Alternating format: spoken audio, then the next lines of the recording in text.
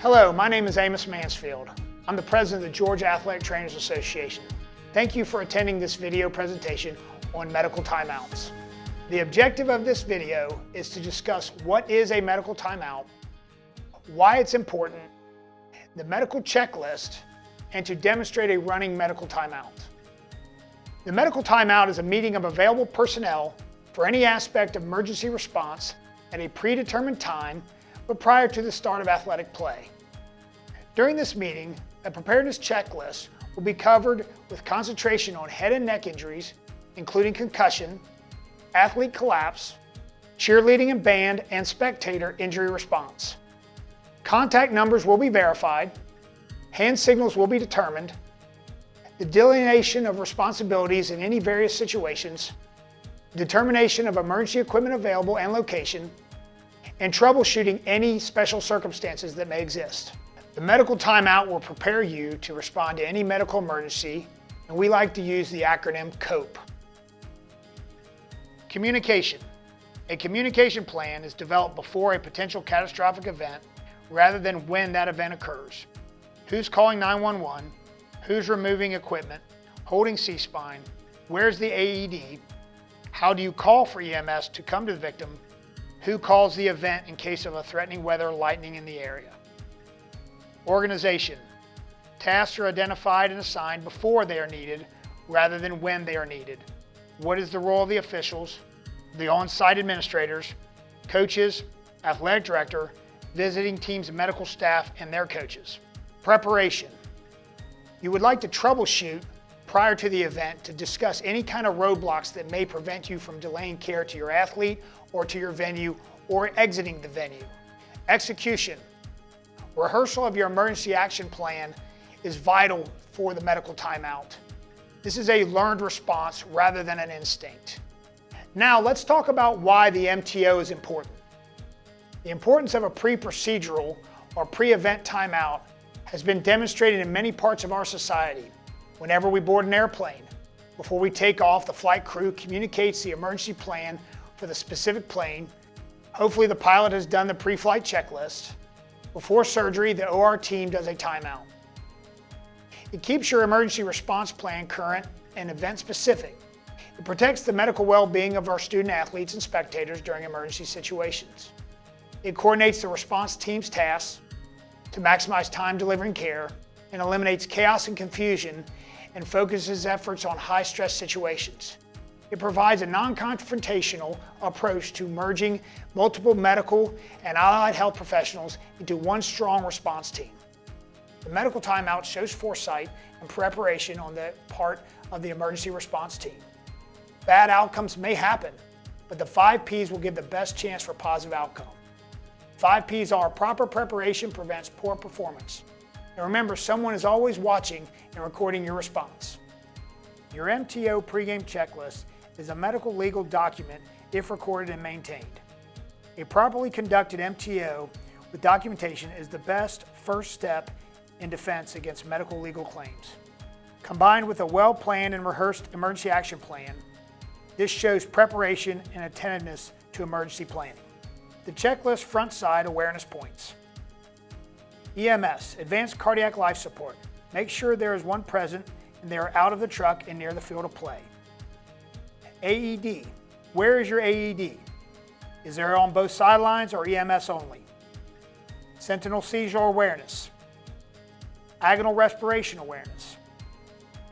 Spine board, where is your spine board? With many EMS squads adopting no spine board policies, is there one at your venue? Face mask tools, where are they and are they adequate for all types of helmets in play? Multi-tool approach, just because the helmets look alike, clips may be very different. Equipment removal discussion, who is present with knowledge of equipment and safe removal if there is need to remove before transport. Establish who is present and verify phone numbers. You want to have EMS contact information and backup numbers in case one has to transport and minimize gap in coverage. You also need to designate a hospital for transport, and you need to have contact information to the emergency department to be able to communicate with the accepting trauma team. Be sure your game day administrators are involved. They need to have knowledge of your emergency action plan so they can help with assistance and implementation. Important things to note are keys to gates and locked door access. Are physicians available? Are they on the home sideline or just the visiting sideline? Who is present? Home and visiting team athletic trainers. Establish communication to be able to communicate care with equipment needs. You need to also have contact numbers for your police department, campus security, and your fire department.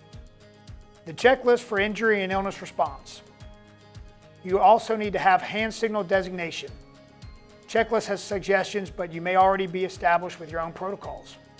Examples are a forearm cross to make an X, ACLS and AED to the field, a baseball safe sign, spine board to the field with ancillary supplies, finger pointing to the head, concussion. You also need to identify who's responsible for attending to cheerleading, band, and spectators. Who is responsible? Where is the athletic training? Where is the medical staff? Are they in the locker room with the football team? You also need to identify Aero Medical Landing Site, location and landing coordinates. And you also need to get with police and fire department to assist for traffic flow. Now let's talk about running successful timeout. We're going to do a sample medical timeout and run you through the procedures. Now remember, the medical timeout is only as good as your EAP, so you need to practice your EAPs and make sure that they're venue specific. By coordinating a venue specific EAP, every scenario for your medical timeout would be different, depending on your venue, depending on what personnel is there. This is a way to take your EAP and make it a living document. Okay, here we are at Marietta High School. We're doing our medical timeout. We've got our personnel in place. We have our EMS crew, we have our sports medicine staff, our athletic trainers, we have our sport administrator, we have our campus police, and we have our referee. Okay, we're gonna go over real quick kind of our protocols of what we do for the medical timeout. This is basically our emergency action plan. Okay, we have our contact information for all people involved, cell phones, landlines, and radio communication. Okay, we also have our emergency equipment. Our paramedic crew has our advanced life support equipment. Our sports medicine athletic training staff has their sideline equipment, including AEDs, as well as spine boards, as well as splint kits and the necessary needs that we have. Okay, in the event that we have to transport someone and we need EMS on the field of play, our athletic trainers will give our signals to you all to coordinate what is needed on the field of play. That's going to be venue specific. We want to use that as, depending on what school you're at, where you use, how you communicate, you need to identify it during this meeting. We do have potential weather in the area. We do have a weather system that alerts us when tornadic or bad environmental weather conditions are in place. Our sport administrator will be notified and he will let the official know if there's a problem where we have to suspend play. We will have the ambulance crew for the field of play. We will also have another ambulance crew for our stands, which will include cheerleader, fan response, band that can help them as well. In the event that we have to transport to the hospital, we will go to Children's Healthcare of Atlanta, and our sports administrator will follow the ambulance and when they leave to make sure that everything's taken care of when we get to the hospital. A current and venue-specific EAP is a critical piece in the planning of, protecting, and treating the participants you care for. Remember, you may be caring for the entire community of visitors, staff, coaches, officials, and your athletes. Included in your EAP, you should have a list of your risky athletes. Do you have ones with diabetic? What is the target glucose range? Where is their insulin? Do they have an insulin pump? Do you know how to reinsert it if it becomes dislodged? Who are your sickle cell athletes? What elevation are you playing? Asthma athletes, where are their inhalers? Any athletes with allergies, where is their EpiPen? Do you have an EpiPen for an allergic reaction in the undiagnosed athlete? Has it expired? You are now ready and able to run your own medical timeout. Remember, preparation and training is the key to successful venue-specific emergency action plans. You need to identify who needs to be at your medical timeout, establish what resources you have readily available, and what resources you may need to call for. Establish clear lines of communication and have means of backup communication. You also want to establish who will be in charge, assign the task with the understanding that the situation will become fluid and change. For additional resources, please visit our website. This educational video was provided to you with a grant from the Southeastern Athletic Trainers Association.